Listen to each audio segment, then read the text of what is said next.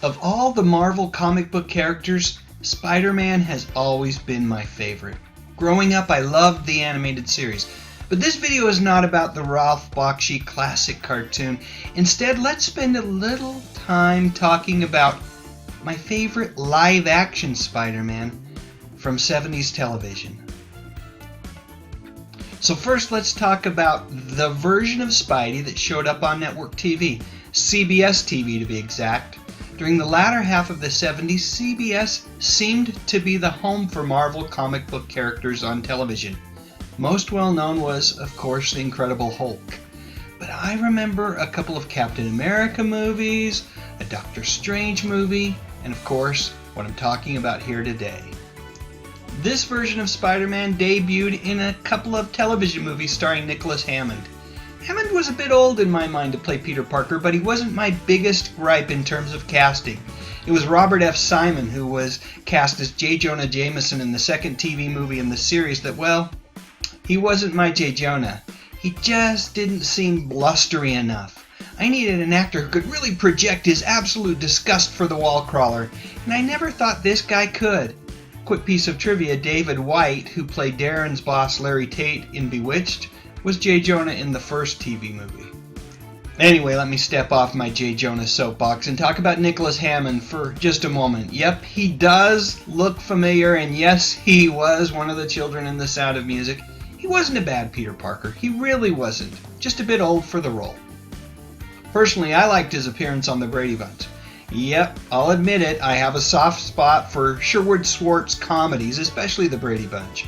More to come on that show on another day, but Hammond's appearance on the Brady Bunch just happened to be during one of my favorite episodes, where it's a classic episode, in fact, where Marcia gets hit in the face with a football.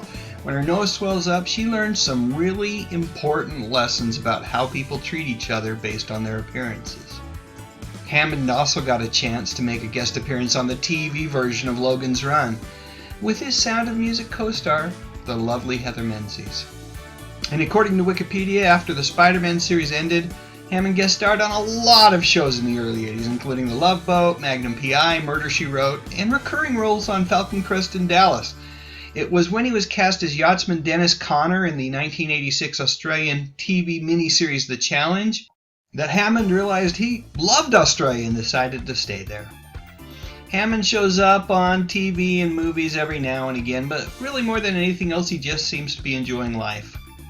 Anyway, getting back to your friendly neighborhood Spider-Man. Well, folks, without CGI and all of the cool effects that we take for granted today, the Webslinger's special abilities were, to be frank, at least on this show, a little less special. The team involved in the series did their best with what they had, given their budget. They were a network TV show, but really, the web slinging, the wall crawling, was all pretty lame.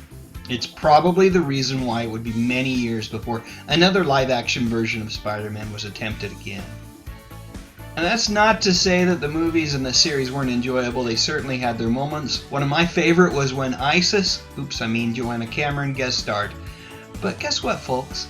This live-action version isn't my favorite. In fact, the live-action version of Spider-Man that's my favorite, well, it starred a little-known actor / puppeteer / dancer named Danny Seagrin.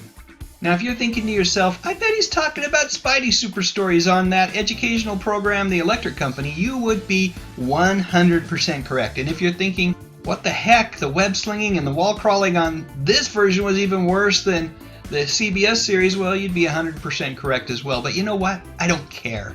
This is the live-action version that is nearest and dearest to my heart. Well, at least until we got the Sam Raimi movies.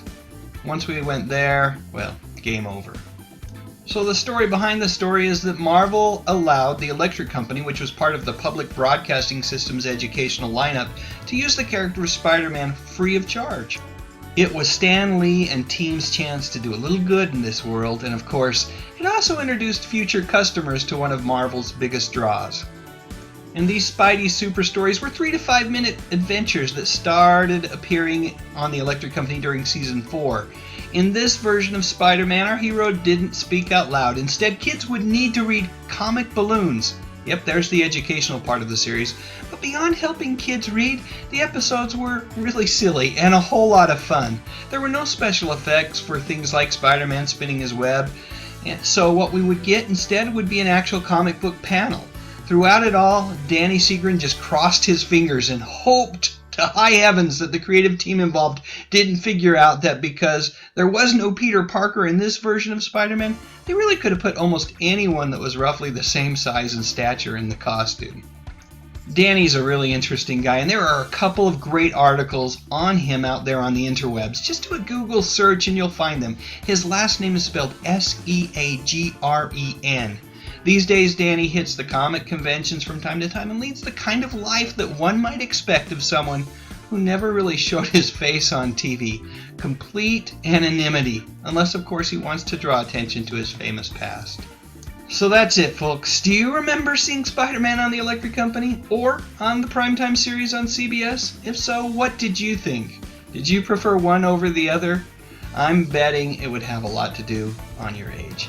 Let me know in the comment section below, and while you're at it, please click on the thumbs up icon, and why not consider subscribing to my channel. I talk about music, movies, and television, mostly from the 60s, 70s, and 80s. You know, the good stuff. But most importantly, and as always, thank you so much for watching.